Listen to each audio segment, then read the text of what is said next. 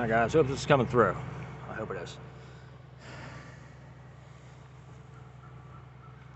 Alright.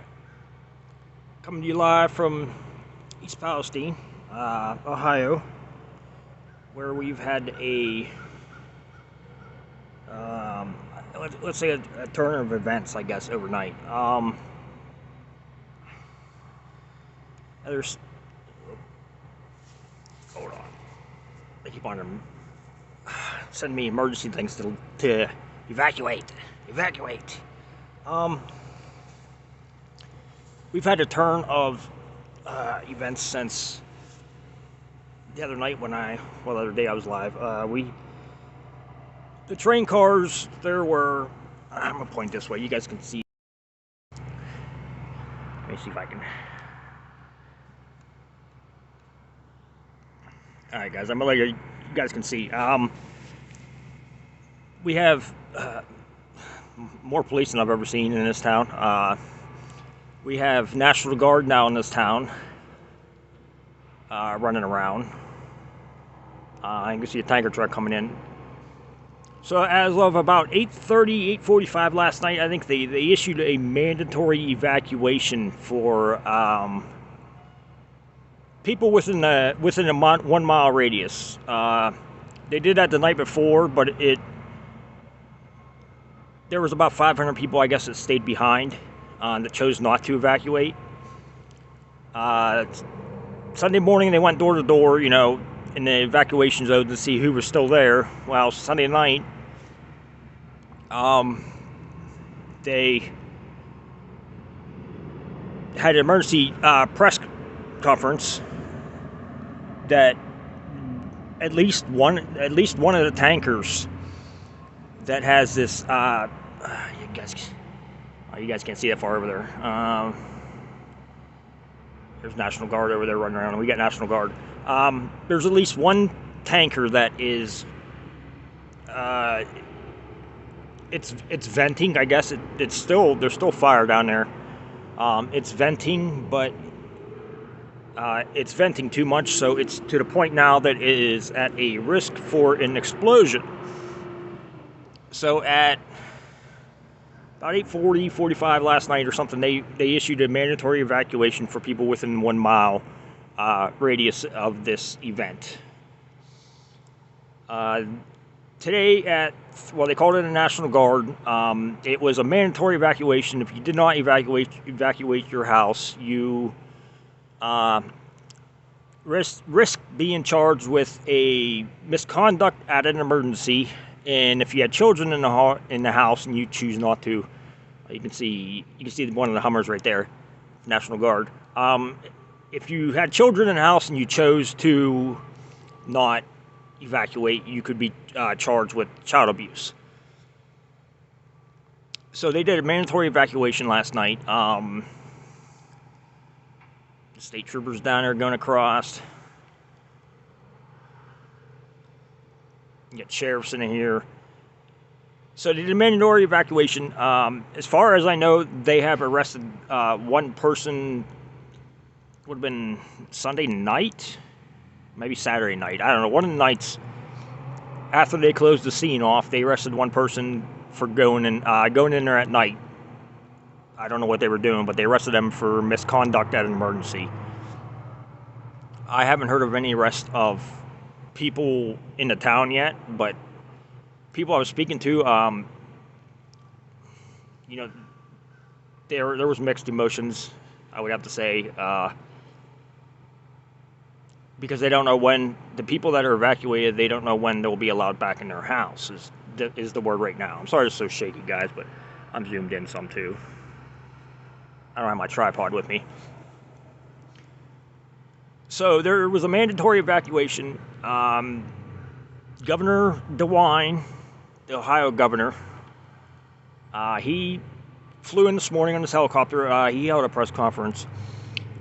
The one tanker that, they said one tanker at the press conference. Well, it has since come out that there is 5 they're planning to do.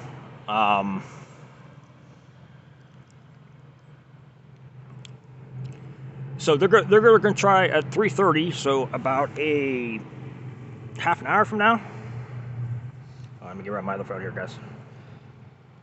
Yeah, well, less than a half an hour, about 27 minutes from now, they're going to try to do a controlled release of these tankers, okay? So that means they are going to take, and it is being reported as, let me see here. I got the article here. I can get on my other phone.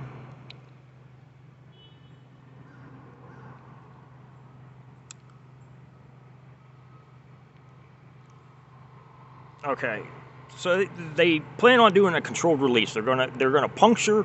They said one of these tanks. It's been being reported that 5 of these tankers they plan on trying to do a controlled release on. So they're going to puncture these tankers. They have built trenches around, well, dug trenches around these tankers, I guess, and they're putting flares in it. So when vinyl chloride hits the air, it automatically turns to a gas, and it's very flammable. So they're hoping to puncture these tanks and get a controlled release and burn it off as it comes out of the tankers, I guess. I'm not quite understanding their logic, but then again, I'm not getting paid the big bucks. So last night they were on fire again. There still is stuff down there burning as of today. I mean, we still have tankers on fire as of today, and it's, over 2 days past. They still have not put fires out. So last night we had a flare up, I guess, one of the tankers, and they were worried about the temperature rising. So they came up with this plan. They're going to do this controlled release. They're going to puncture these tankers. They're going to hope that it, burns off. Everybody within a mile has been evacuated. I'm about a mile and a half away, guys. So it still stinks. You still have that smell in the air. I'll tell you. So at 3:30, they're going to do this release. This release is supposed to take anywhere from 1 to 3 hours if it goes correctly. If they don't blow it up. So in 1 to 3 hours, they have evacuated all the way into Pennsylvania now, the Darlington area, because they made a model of the which way the plume cloud's going to go, and the wind's blowing that direction. So they were evacuating anybody within that plume cloud area. I don't have it on my phone, I'd show you guys.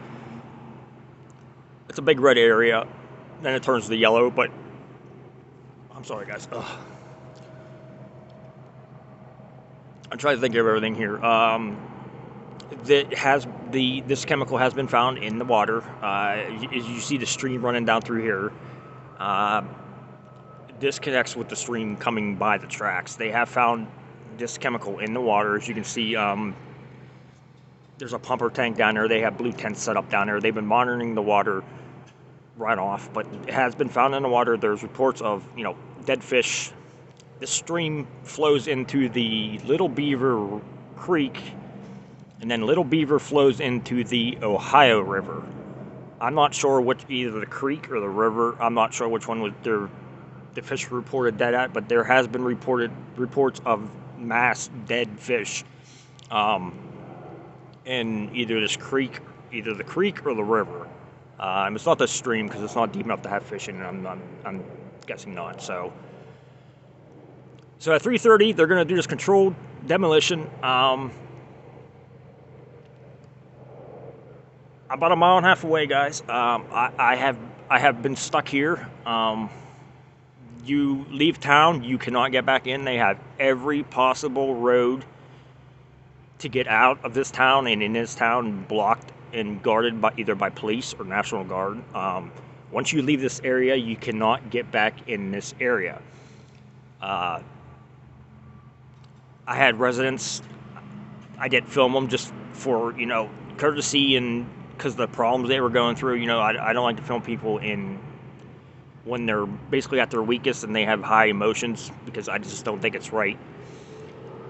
But the people I spoke to, even outside the 1 mile radius, I mean, this town is completely closed down. There is not one gas station open. There's a Rite Aid in this town that is not open. There's nothing open in this town business-wise. Everything is closed. They were telling me about prescriptions, not being able to pick up prescriptions. They have called and talked to the police. Well, they called the sheriff first, and he didn't have an answer, I guess. They talked to the police, and the police officer said, if you leave this area, you will not get back in this area because all roads are blocked.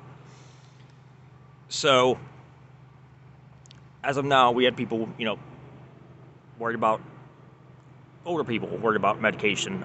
They were older couples. Some people weren't too happy about the whole issue of the mandatory evacuation, or you will get arrested. I'm not going to give my take on that because, I don't know. I'll just choose to leave that out of this video right now. I'm trying to think of what's on. There's so much that went on since I last did a video.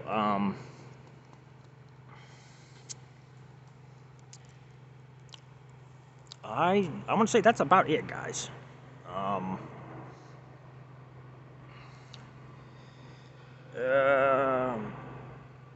3:30. I already said that. They're saying about 50 cars derailed. They're saying 10 was carrying hazardous chemicals.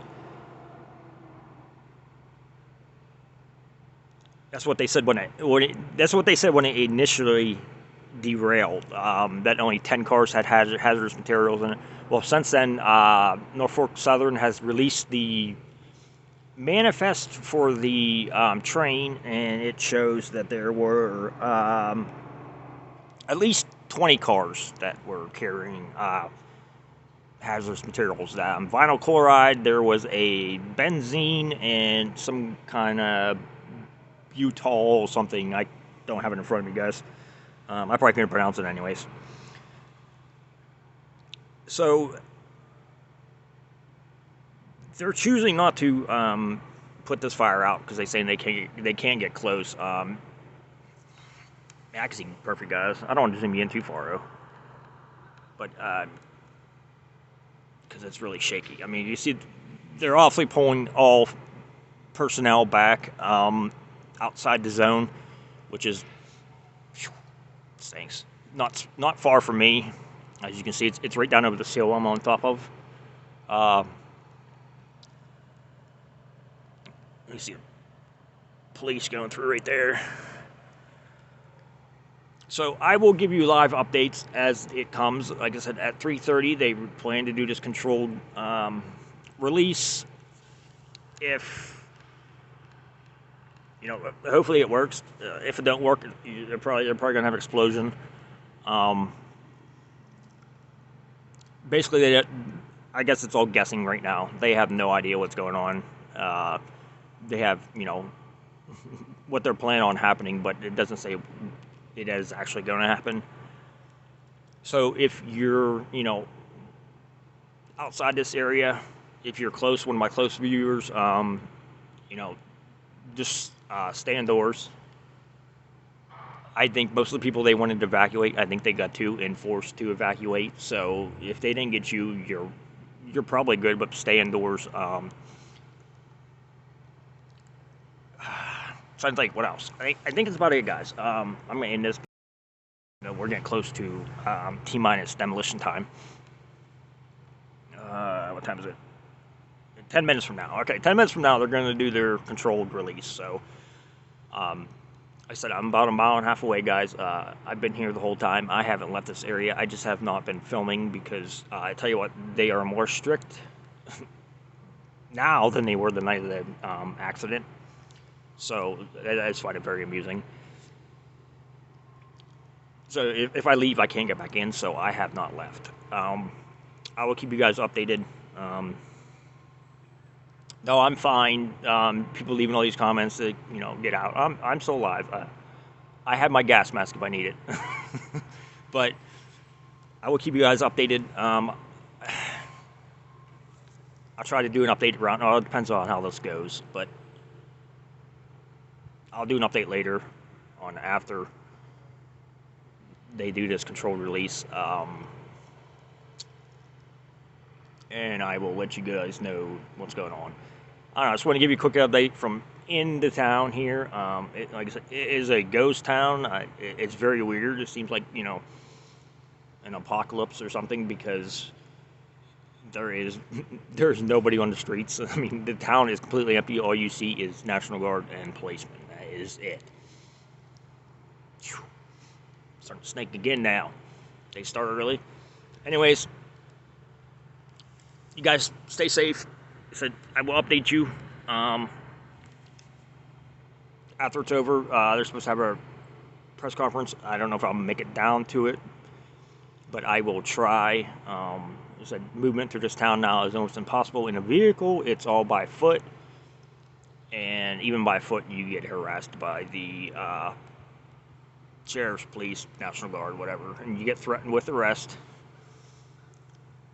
So, all right, guys, I will get back on here again later, give you guys a brief update of, you know, if it actually worked how it's supposed to. I'm gonna go take shelter, I guess. Thank God for friends that live in the area. I want to thank you, because if it wasn't for you, I would have no place to stay, and I probably wouldn't be here covering this. So, you know who you are. I'm not putting your name out there. Anyways, I will talk to you guys later. Stay safe. Wish everybody here the best, because I'll tell you what, this situation was worse than what they said the first night, and I stated that it was worse, and they weren't giving out all the information, and it turned out to be true. Imagine that, you know? The government not releasing all the information. You would never guess. You know, even state governments are even, you know, corrupt. But I will talk to you guys later. Take it easy.